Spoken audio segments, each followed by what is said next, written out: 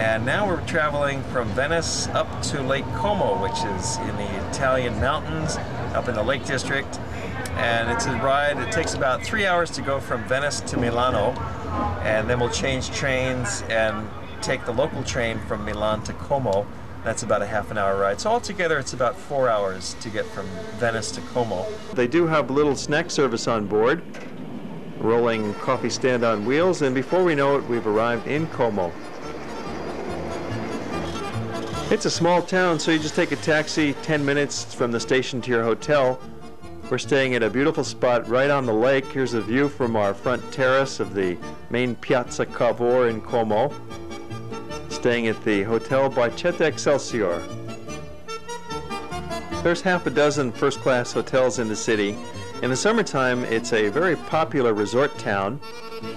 Gets a bit crowded, but we're here in the springtime, and we're going to take this hydrofoil boat right away, first thing, to the town of Bellagio, which is the Pearl of Como. As we get a glimpse of the town of Como in the distance, and then other little hill villages along the way. There's about a dozen small villages tucked away on the hillsides of Lake Como. Several palaces on the promontory points with their formal Italian gardens. And the hydrofoil ride is quite an experience. It's a little rocky, a little bouncy, but once you get going, it gets up on the skis, and it's quite stable. And it'll stop every 10 minutes at the different little villages along the lake shore. So it gives you a tour as you go from Como, heading for our destination of Bellagio. It's about a 45-minute hydrofoil ride. You can also go by regular steamer boat, but that takes over twice as long. So you might as well pay the few extra dollars and take the hydrofoil ride. There's the beautiful villages along the lake shore, and the lake itself is quite fascinating. It gets a little windy out here in the middle of the lake. In fact, one of the nicknames is Lake of the Two Winds. There's winds from the north and winds from the south, and they come together at the vortex where the two legs of the lake join at Bellagio. But this modern hydrofoil has all the conveniences. It has 3 able-bodied crewmen, and these fellows do a real good job in keeping the boat going on an even keel here. And it might seem a little bouncy, but when you're strapped in your seat, it's a lot more comfortable than it might appear here, especially with this terrific scenery floating by and the snow-capped peaks in the distance. There are 2 other large lakes in this area, Lake Lugano and Lake Maggiore. Both of them are partly in Switzerland, in the Ticino area of southern Switzerland. You can see how the hydrofoil glides across the surface of the lake. Lake Como is the only one of the 3 major lakes that's entirely within Italy. It's also the deepest lake in Italy at 1,300 feet. It's 31 miles long and 2.5 miles wide at its widest point. But it seems much smaller because it's shaped like an upside-down Y, and so you never do look the entire length at one time. It seems like more a series of smaller lakes. As we arrive on the shores of Bellagio, the pearl of the lake. This exquisite little town is really worth the side trip to get up to see it, as you're about to find out. Our Hawaii group gets off the hydrofoil and sees right away the main attraction of Bellagio. The streets are staircases. Even the kids on bicycles go up and down the staircases, just like it's a normal street. This little town is on the hillsides of the lake, and so the little cross streets are staircases that go up and down the hill, and then there's little cross streets that go along the side of the hill. It's very, very quaint. This is the main hillside street, called Salida Cereboloni. It's a stepped alleyway lined with restaurants and tourist shops. We're here late in the day, late in the month of March, so it's a little nippy out. It feels like it's about 50 degrees, and it's kind of breezy with a nice wind coming off the lake there. And it's also not very crowded. Here we are late in the day, so most tourists have gone home for the day. And at this time of the year, in fact, it's not very crowded with tourists. So it's just a very pleasurable and casual spot to be. Even if you're here in the summertime, it's still quite nice, even if it's a little bit more crowded. Always time for a pastry stop. No matter what town you go to, especially in Italy, you'll find a gourmet array of little pastries and cakes and hearty breads. They're close to Switzerland here, so their breads are actually influenced by the Germanic and Swiss style, being very heavy whole wheat, lots of nuts and dried fruits inside. Very delicious. Rockefeller University owns this vast estate. It's for private research, and it's generally not open to the public, but they do conduct public tours several times a day, 10 in the morning and 4 in the afternoon. You have to inquire about the exact hours while you're there. Some remnants of the old Roman days. Bellagio was actually a Roman settlement 2,000 years ago. Great place for having your picture taken. Very scenic backdrops here. What a picturesque town. Pliny the Younger was a Roman statesman who had his own villa 2,000 years ago on the shores of Lake Como here at Bellagio. These little ceramic wine pitchers make a nice souvenir, or a hand-painted plate perhaps. We spent about 3 hours in this little town just wandering up and down the staircase alleyways, enjoying the different vistas, enjoying a stroll. The stores were all open into the early evening, and they have a wide variety of gift shops here, and there's a half a dozen restaurants that are of first quality. There's several hotels in the town of Bellagio. Hotel du Lac is the most famous one of them, and there's a huge villa that's been converted into a garden resort hotel. Bellagio is a resort with a worldwide reputation that offers the tourists walks and views and villas and gardens.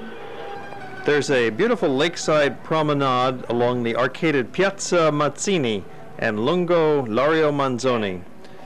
All along here are affordable restaurants and cafes and bars, and several family-operated hotels with essentially modern decor and rooftop gardens perfect for sunbathing.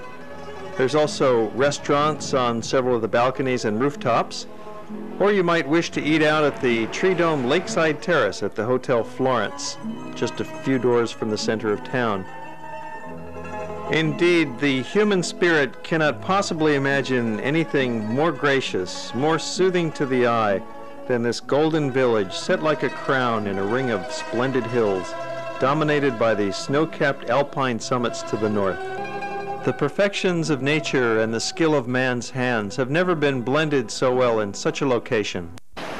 This is one of the many scenic views you can have in Bellagio on the shores of Lake Como.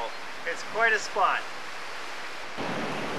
There's an endless variety of shapes and colors on the lake shores where olive and chestnut trees, mulberry and walnuts grow side by side, with forests higher up the slopes, villages nearby on the hillsides or at the water's edge, chapels, castles more or less ruined, villas surrounded by gardens, and magnificent parks.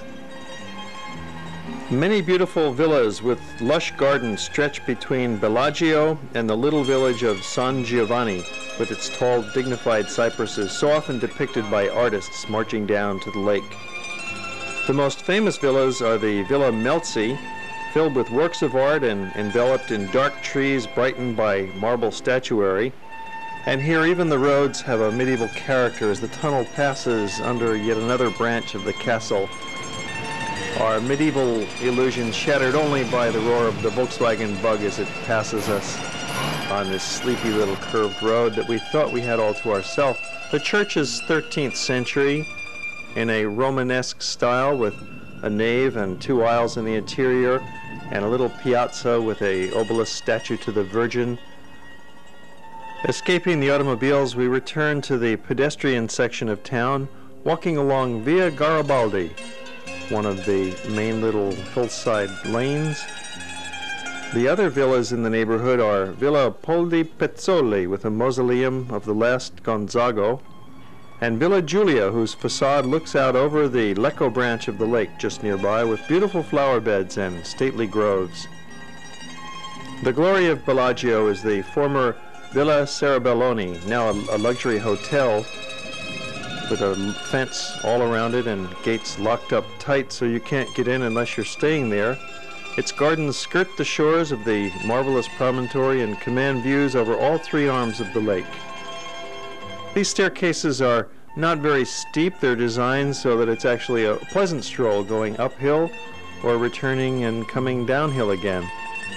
You'll hardly even get out of breath after a full afternoon scrambling around. And here's 3 of the cutest little doggies wagging their tails you've ever seen.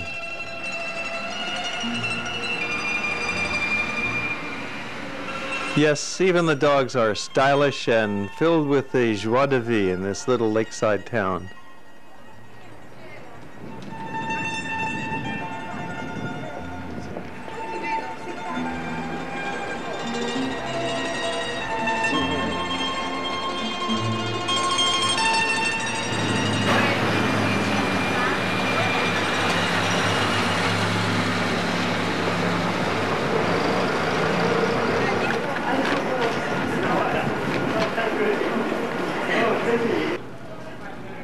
This charming village along the lake still retains the aesthetic beauty that it's had for a century. It's a little bit off the main highways, so it's not caught up in the hurly-burly, the hustle-bustle of the big city life. Therefore, it's retained a distinct historic character. It's well worth a visit.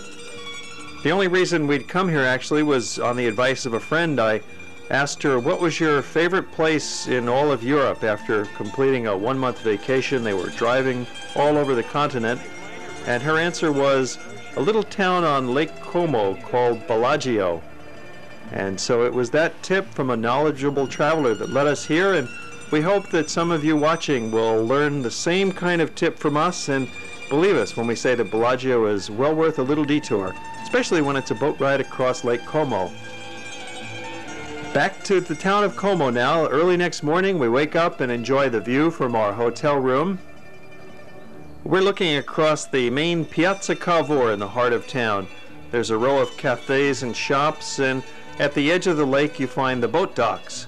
This is where you'll catch the various boats to the different villages along Lake Como. Here you can catch either the hydrofoil or the larger lake boat steamers.